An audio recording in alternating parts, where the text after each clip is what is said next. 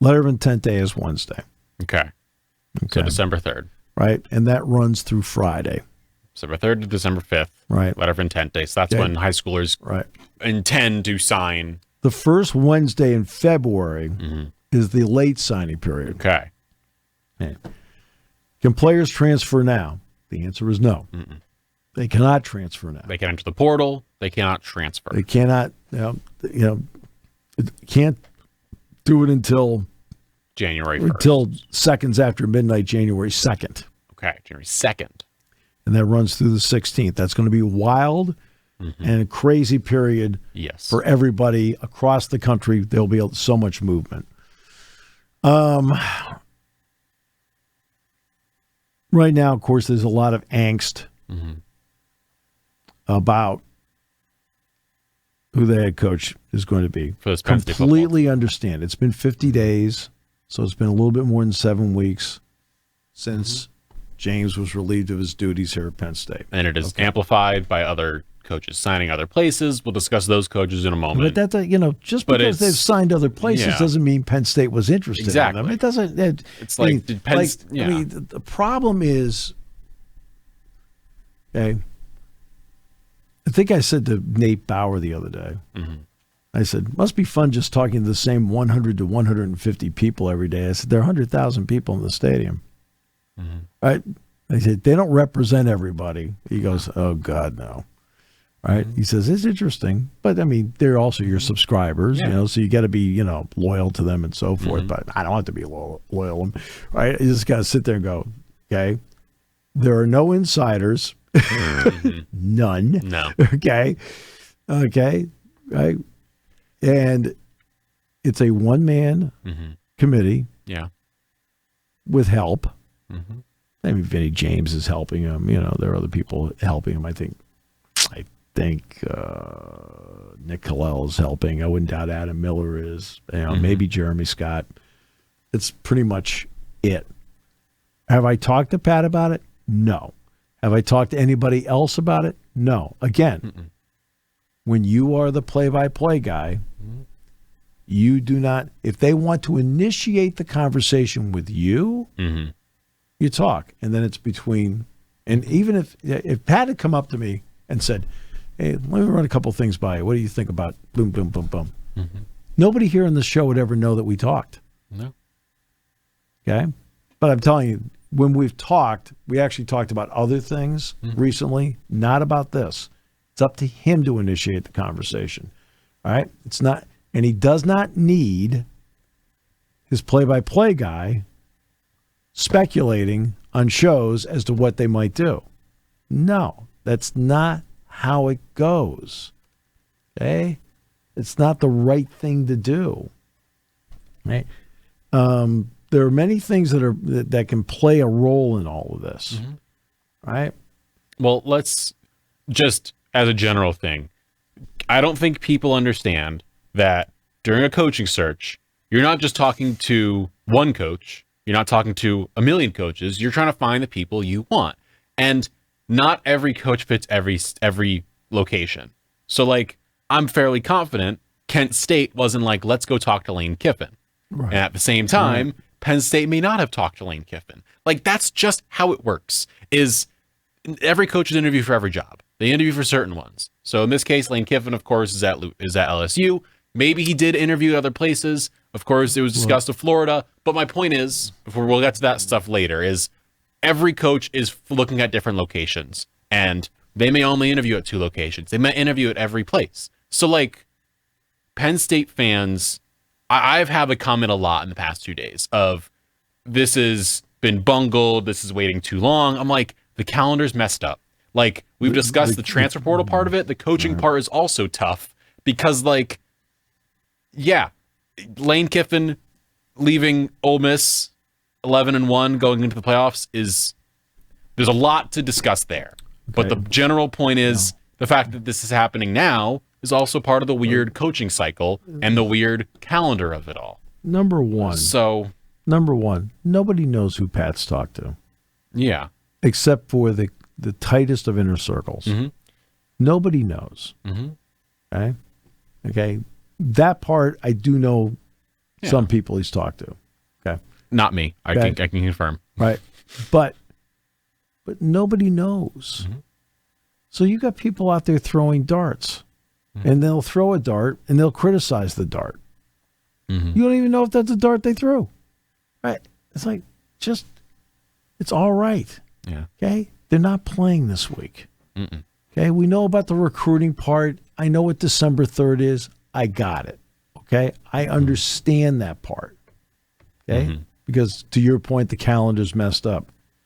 After that, okay, now he's got to make up his mind as to what he think is okay. Let's start with this. Let's go talk about something that we've talked about a lot in the last 2 years, and especially this past off season. Alignment. Yes. Okay. The alignment, president, athletic director, head coach. Okay. I will give you 2 specific school examples. Okay. Where if you don't have the alignment from your president or chancellor, whatever the top position is called at whatever school, everybody has it different. If you don't start with that, you get a problem in terms of like, and I mean problem in terms of like how good you're going to be in athletics. Okay, that's what I'm talking about.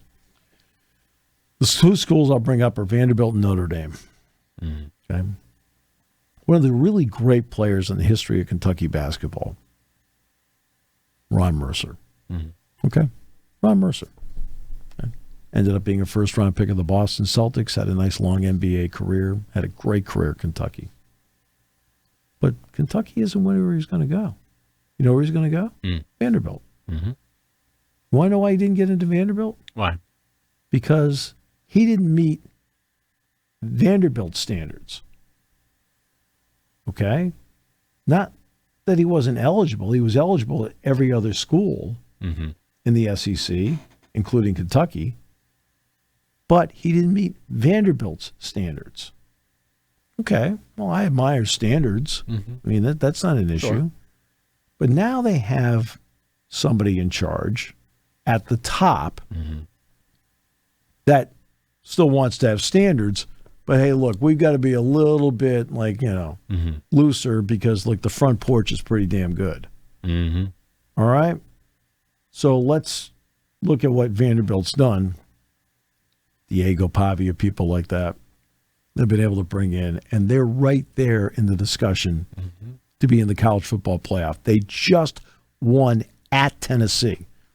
They just had their first 10-win season. And Vanderbilt basketball over the years has been pretty good. They had Darius Garland, who was incredible, of course. But I'm just using the Ron Mercer example so people understand. Like, you're all sitting there going, well, what do you mean Ron Mercer was going to go to? You didn't know that he was going to go to Vanderbilt. But like when you do this a long time, you know these things. Yeah. Okay. All right. He couldn't get in. Why? Because he didn't meet their standards. And Vanderbilt is a great academic institution. Okay. One of the issues they had at Notre Dame, and one of the reasons Brian Kelly left, is that they sat there and he could get a lot of people in, but he couldn't get as many people in. Right? And so he took the LSU job because he felt he was going to have more freedom to get what he needed in to have a great football team. And he did a good job at Notre Dame, but he also felt like there were times where he had his hands tied. Well, Marcus Freeman's been able to get a more wide-open commitment. And I talked to the Notre Dame people about this last year because Penn State played Notre Dame. So I got a chance to talk to some people, some old friends and so forth over time. And that they loosened up a lot to make sure that they could retain players, to make sure they could get players, right? And it's made a big difference for them. So back to alignment. You don't have to turn it into a free-for-all. You have to have standards. But I would also like to know, in this world that we have right now, name the last person that has been ruled academically ineligible by somebody. That's a good question. It's been a while. When's the last time you heard of, we got a problem here, he's academically ineligible? Really? Jason Lord. Well, that's a permanent thing. Right? But you see what I'm saying? Mm-hmm. Okay? So you have to have at least that alignment that, look, we have standards here at Penn State, but at the same time, we want to make sure that, okay, have confidence. In other words, have confidence in your academic staff that they can, like Morgan. If you want to sit there and brag about Morgan, it's justified. Morgan's done a great job. 93% of the athletes, new record, have graduated here from Penn State, right, in the last cycle. It's a record here. That's a credit to the athletes. It's a credit to their instructors. It's a credit to the Morgan Academic Center, right? And it's a credit to the coaches, like every day after practice, every day. I hear Mike Rhodes talk about taking care of your academics. Some of you are doing great. You're knocking out a part. You're killing. A couple of you, like, come on. We're here to help you. What do you?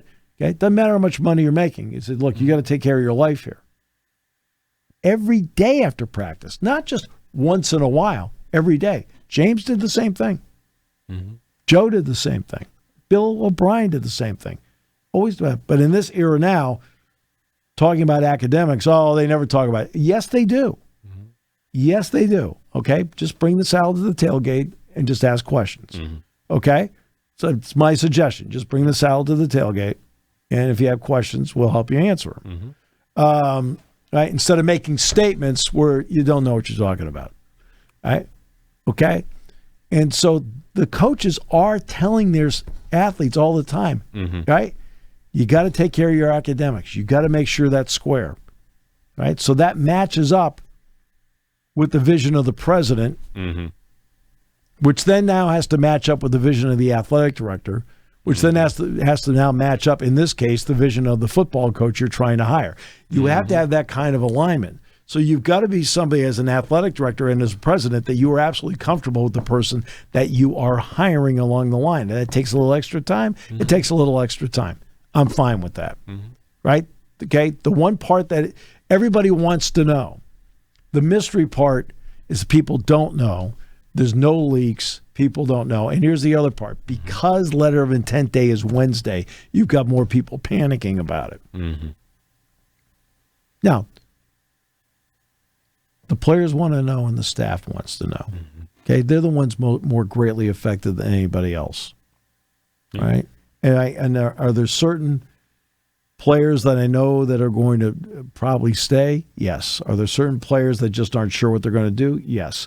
Are there certain coaches that aren't sure what they're going to do? Yes. There are actually a couple of coaches that have indicated they would really want to stay. Yeah. Okay. Not for me to say. These are private conversations.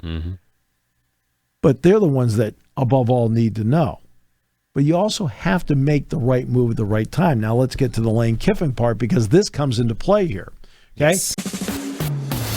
Thanks for listening to Sports Talk with Steve Jones. Catch the latest from me on the 7 Mountain Sports YouTube page. Find clips of the show on Twitter, Instagram, and Facebook by searching up 7 Mountain Sports.